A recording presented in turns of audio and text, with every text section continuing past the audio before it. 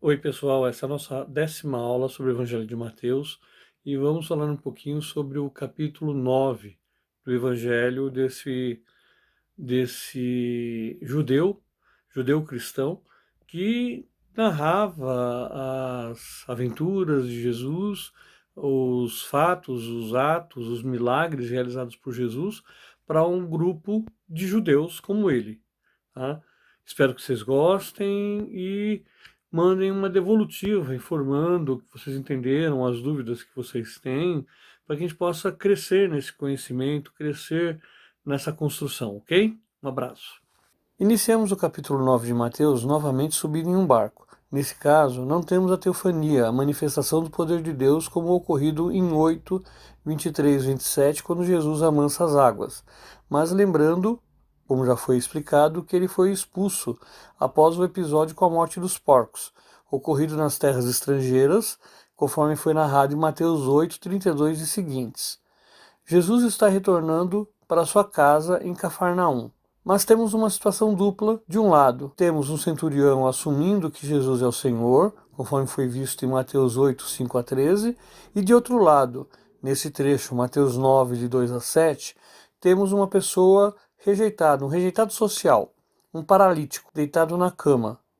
E Jesus anuncia o perdão dos pecados. Nisso, ele cria uma ruptura, ele rompe com a sociedade judaica constituída, em especial os doutores da lei, que colocam a acusação de blasfêmia. Mas, se os doutores da lei rejeitam a Jesus, quem é que trouxe o paralítico? São seus amigos, parentes, fiéis que acreditam no poder de Jesus. Mas então, o que os doutores da lei têm com isso? Para o povo judeu antigo, as mazelas da vida, em especial a paralisia, a surdez, a cegueira e até mesmo a lepra, eram consequência dos pecados cometidos, tanto pela pessoa como por seus pais. As pessoas com algum tipo de deficiência física não podiam assumir, por exemplo, o cargo do sacerdócio, conforme Levítico 21:18. Basta que nós lembremos que as ofertas que devem ser levadas ao templo para o sacrifício não podiam ter nenhum tipo de falha ou osso fraturado. Cabe aqui também lembrar a lei e a questão do puro e do impuro. Nesse contexto, qual a postura de Jesus ao ver essa situação?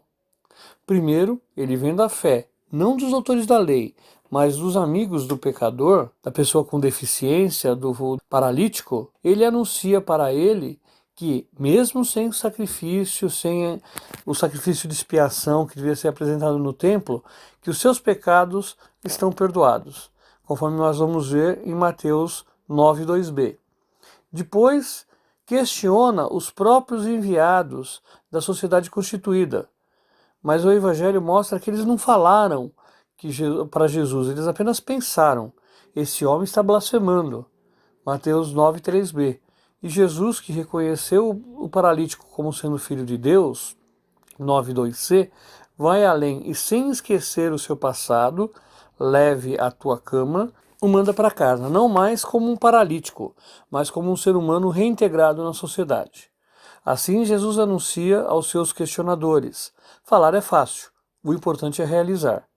Por isso ele anuncia ao paralítico: levanta-te, toma a tua cama, toma a tua esteira, dependendo da versão da Bíblia que vocês pegarem, e vá para casa. Isso tem Mateus 9:6. E o que isso nos traz de importante?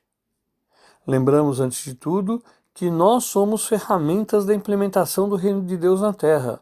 Precisamos, nós também, arregaçar as mangas e nos colocarmos a serviço sem esquecer a nossa cama, ou seja, a nossa história. Reconhecer os nossos defeitos, nossas virtudes e nossas capacidades. O paralítico, ou melhor, o ex-paralítico, recebe a graça do Senhor e vai para casa.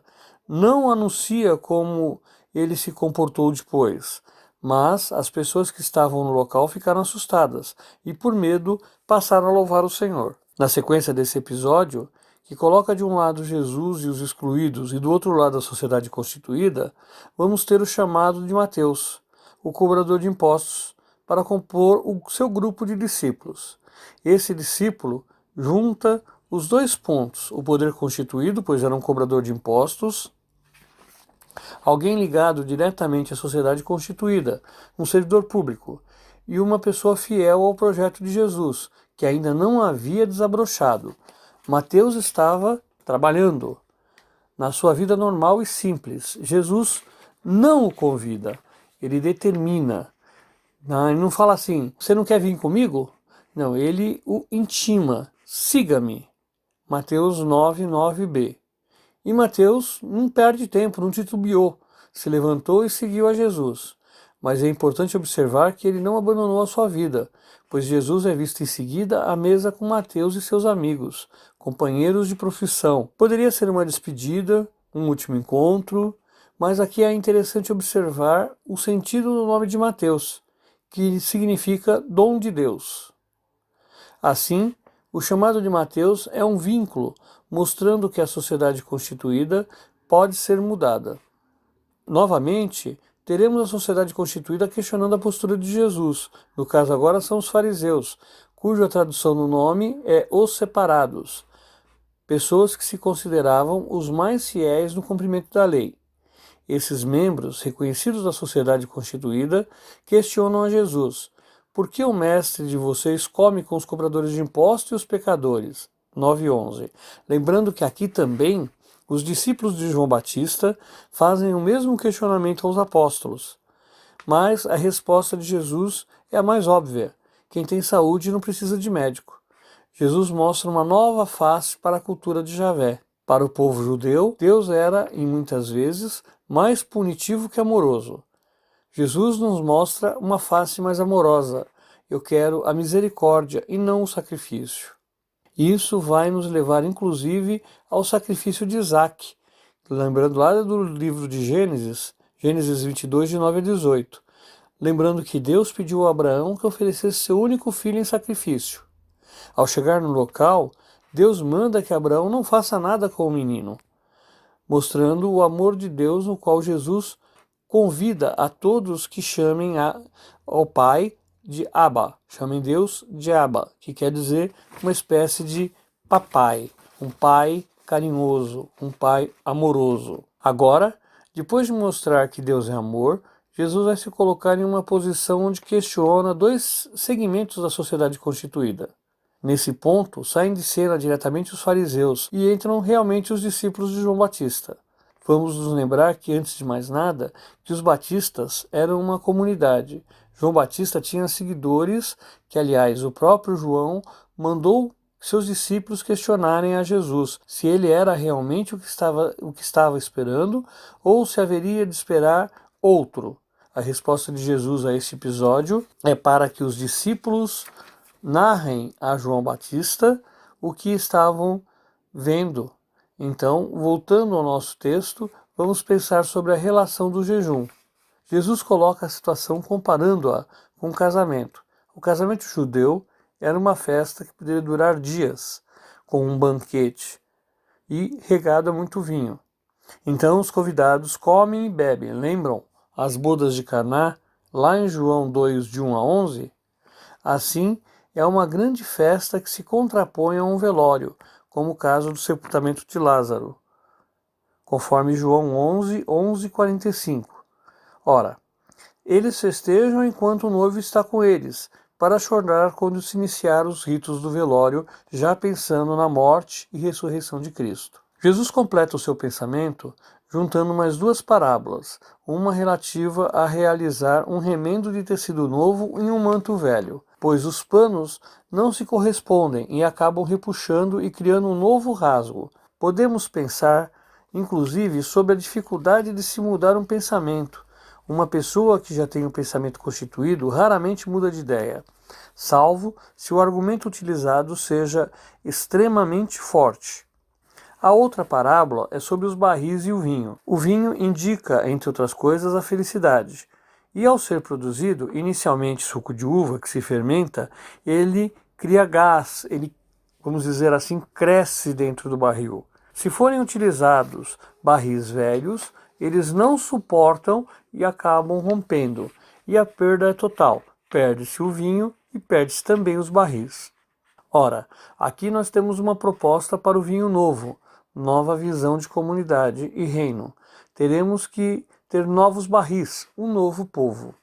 Temos uma ruptura com a sociedade machista judaica, mostrada em Mateus 9, 18 e 26. Tratam-se de duas mulheres. Em primeiro lugar, temos o pedido de ajuda de um membro constituído do poder judaico, constituído enquanto chefe. Era chefe de uma sinagoga, que vem pedir a Jesus que socorresse sua filha, assumindo que Jesus tinha o poder para trazê-la de volta à vida. Jesus concordou e foi com os seus discípulos à casa do chefe. No caminho, existia uma mulher que sofria de hemorragia há 12 anos. A hemorragia deixava a mulher impura. Pela lei judaica, a mulher menstruada está impura. Portanto, essa mulher não poderia nunca ficar pura. Ela aproxima-se de Jesus, envergonhada, e no meio da multidão, toca a barra ou na orla das vestes de Jesus, e ele percebe a energia que sai dele. E a fé dela a cura. Ele anuncia a ela que pela sua fé ela havia se curado. Quanto à menina, Jesus anuncia que a menina está viva e não morta. Embora toda a comunidade já estava preparando para as cerimônias fúnebres. Jesus manda que todos se retirem. As pessoas, por falta de fé, não acreditam e começam a rir dele. Ao ficar sozinho, Jesus entra e toma a menina pela mão e ela se levanta. Jesus continua a curar. Agora são dois cegos que assumem e reconhecem Jesus como sendo o Senhor, filho de Davi, para confirmar a fé dele. Jesus os questiona se eles acreditam que ele poderá curá-los. Eles respondem de imediato que sim. Com essa manifestação de fé, Jesus devolve para eles o poder de serem curados. Que aconteça conforme vocês acreditam. Então Jesus não cura eles, fala que eles precisam acreditar nessa cura. E eles foram curados. Por fim, Jesus recomenda que não espalhem a notícia da cura, o que é óbvio não aconteceu. Eles espalharam essa notícia. Mesmo que eles não quisessem, seria difícil alguém que era cego passar da noite para o dia a ter visão. No versículo 32, mostram que o povo levou um mudo, na visão deles, um possuído pelo demônio, para Jesus, e ele expulsou esse demônio, permitindo que o mudo falasse, deixando as multidões admiradas, que assumiam que Jesus era alguém nunca visto em Israel, mas para os fariseus ele era o príncipe dos demônios. Jesus continua sua caminhada, mostrando o verdadeiro projeto de Deus, ensinando nas sinagogas, que eram não somente igrejas, mas também uma mistura com escola, e lembrando também que as sinagogas eram várias, enquanto o templo de Jerusalém era um só. No templo de Jerusalém, o líder máximo era o sumo sacerdote. Nas sinagogas, eram os chefes das sinagogas que as comandavam. Mas voltando, Então, Jesus ensinava nas sinagogas, anunciando sempre o reino de Deus. Para provar isso, ele promovia curas diversas. Por fim, mostra a necessidade de cada um de nós assumamos nossos dons e os coloquemos a serviço da comunidade e a serviço do Senhor. E nos deixa um último versículo lembrando: por isso, peçam ao dono da colheita que mande trabalhadores para ela. Mateus 9, 38. Fiquem com Deus, na paz de Cristo, o bom pastor, e até o nosso próximo encontro. Um forte abraço.